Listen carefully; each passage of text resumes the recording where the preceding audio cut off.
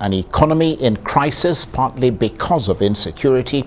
And we can't have a thriving economy if we don't have security. And having both then allows democracy to flourish. These are some of the big issues we've been looking at today on Prime Time, trying to put them in context with regard to Nigeria today as we head towards crucial general elections in 6 months' time. Well, to help us consider all this and more, I'm joined for the rest of the program by our analysts who will offer their perspectives on the news and talking points of the day. The journalist, policy strategist and Arise News analyst Waziri Adio, and from our studios in Lagos, Paul Alaje, senior economist at SBM Professionals. Thank you very much indeed, gentlemen, for joining us. So let me come to you first, Waziri Adio. You were listening avidly to and watching what we had earlier on the program.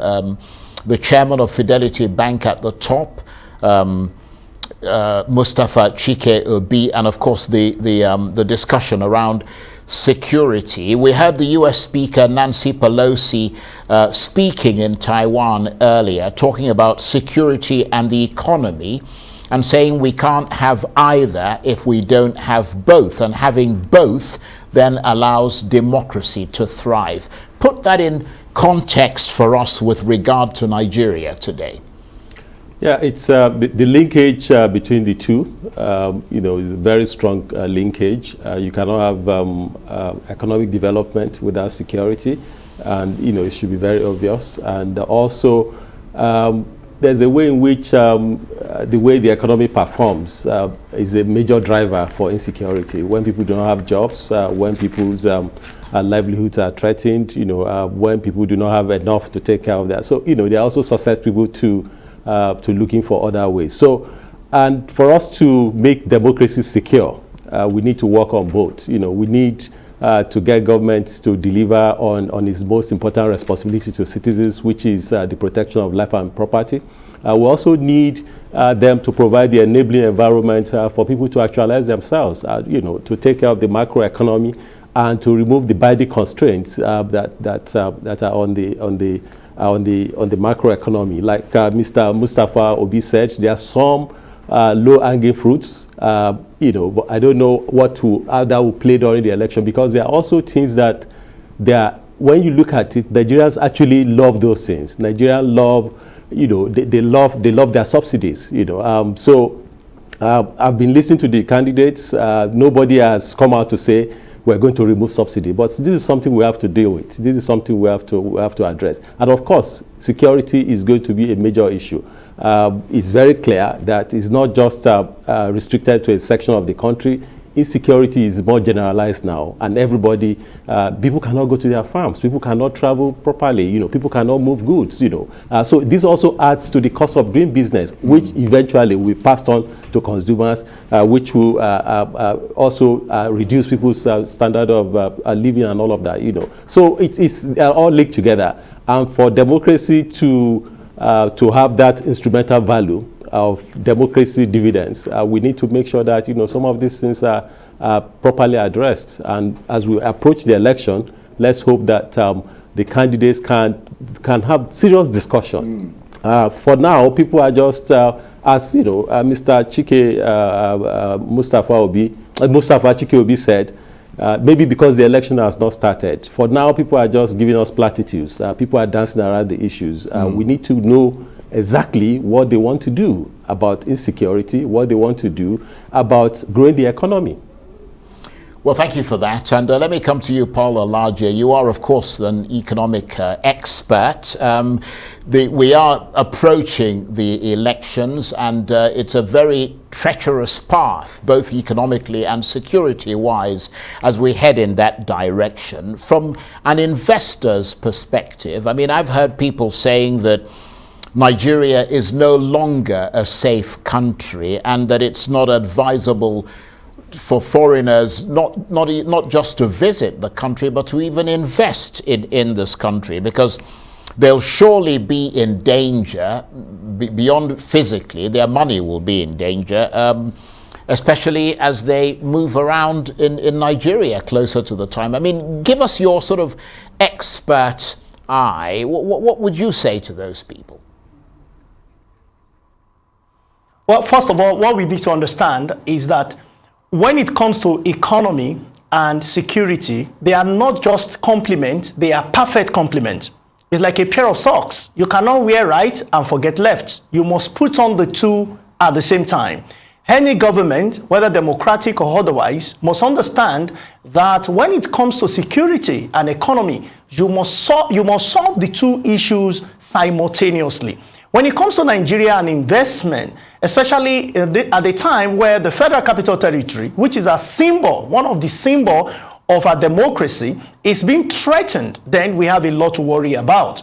First, we look at what the activity of insurgents since the beginning of the year till now. Insurgents, even a number of years ago, have since left the Northeast, even though we see our presence there. We have seen that extended to Northwest, and we have seen that economy of Northeast has largely been affected. And we've seen part of Northwest that have been affected through agro, and the National Bureau of Statistics had reported that food inflation has since surpassed core inflation for a number of years now, and you could see what the organization reported as the headline inflation of Nigeria at 18.6%. Unfortunately, Nigeria now has to deal with what we call imported inflation. When you look at what is going on in the UK, an increase by £1 in bread, when you translate that to what the rate would be in Nigeria, it's over 700 naira at an official figure. Official figure may be around 500 naira. Just £1 increase. And we have seen what is happening around the world, but no thanks to the crisis going on between Ukraine and Russia. So how do one come and invest in an economy that in the last 3 months, the exchange rate, talking about naira to the dollar, has lost significant amount, over 30%. So who will come invest in such economy? One that you know that there is no security, even the value of money you have is also not safe because of economic policy. So you have to deal with two together. And that is why anyone among those that have been speaking, we go beyond experience when he or she has held any position before, maybe the governorship position or vice president position, whatever position at all. Communication must be on the real issues. What are the real issues? We are spending over $1 trillion on security. We have not been able to protect our country. We are going to spend about 6 trillion naira this year to provide subsidy. Yet we see a scarcity of the same. We are now spending more than what we are spending more than what we earn, not to build roads, not to provide jobs, but to service debt. How will you solve the problem? These are the issues that must take the front line among those who wants to lead Nigeria in 2023. Well, that's a very interesting point, albeit rather depressing, but very factual. So let's be clear on that. Thank you for raising those points. Let me come to you, Waziri Adio. The president was talking about international collaboration in dealing with rising crime and terrorism and all the rest of it in Nigeria and across West Africa. Does that sound like he's moving in the direction of seeking foreign help to tackle the situation? And if so, is that a consolation or is that a worry? Well, the way we need to look at it is that insecurity has an international dimension. All right, it's not just what is happening within Nigeria. Look at we have extensive borders with Niger, with Chad, with Cameroon, and some also with Benin Republic. So definitely we need to collaborate with our borders. And in some places, when you get to some places, you can put one leg here in Nigeria and the other leg in Benin Republic, and you have very extensive borderline. So this is quite important. It's not just a Nigerian thing. We need to collaborate with our neighbors, but at the same time, insecurity is a global phenomenon. It's not just something happening within your country. So, and if you go back to even when the government came in 2015, the president spent a lot of time traveling, meeting with our neighbors, also meeting with some superpowers, the French government, the Americans, and all of that. We live in a global village, and terrorism also has global dimension. You have ISIS, West Africa, and all of that. So it's not just whatever you do here has implication for other places. So I think that is a right step. We have work to do here, but we also need the support and cooperation of others to make sure that, right. Because if you have Nigeria as a haven of insecurity, it's a threat to the world, not just to Nigerians. So that's why you see Americans and others going to different parts of the world to say, so we need to internationalize this for people to know that yes. this is not just a threat to Nigeria. That's a very good for point. Everybody. We have to actually admit, which is part of the problem, that we need that international help. And he seems to be doing that now. But Paul Alaje, we've got a couple of minutes or so left on the program, sadly. As we head towards elections, are you confident that the ballot will not be disrupted by insecurity based on the moves that you're seeing being made now by the federal government?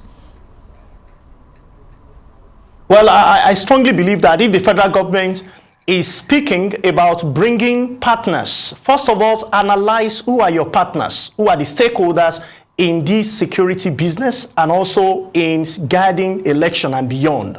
First is we have surrounding countries that are equally affected. Their role is important, but can they help us or have they helped us before? 2015, election was postponed by 6 weeks. President Jonathan, the then president, invited mercenaries to support Nigeria to fight the war, and election held. We also realized that a couple of years ago, an American citizen was abducted by insurgents in the Northeast. The American forces came and were able to rescue theirs. I see no reason why Nigerians cannot bring in mercenaries to support our ground troop to win insurgents as we are having it today. It's an economic factor. The question will be, how much are we going to spend? When you compare what we will spend with the economy of abduction, with the economy of kidnapping, then we will know that it's better for us to bring insurgents, because the further it takes, the more expensive dollar will become to the naira. So if authorities will do that and also deploy technology in form of drones and so on and so forth, because if we don't, the cost is enormous already. We are losing some of our best to brain drain those who believe they are not safe to stay in our country, and they are looking for the so-called greener pasture. Even though there are a lot of conversation around that, maybe another day we may look at that. But more importantly, election needs to hold. For election to hold, government must understand that other countries had invited Nigeria before to come and support them in winning, in reducing the impact of crisis on the economy. And that is why you saw what those military generals were talking about on how Nigeria had gone to Sierra Leone and some other places. So we need help now, and we need to call for it. There needs to be a quick injection to make sure that things actually go according to plan as we head towards those elections. Paul Alaje in Lagos, thank you very much indeed for your contribution. And of course, Waziri Adio, thank you ever so much. That's it for this edition of Arise Prime Time. Join us again tomorrow. From me and the entire team here in Abuja and Lagos, bye-bye and thank you for watching.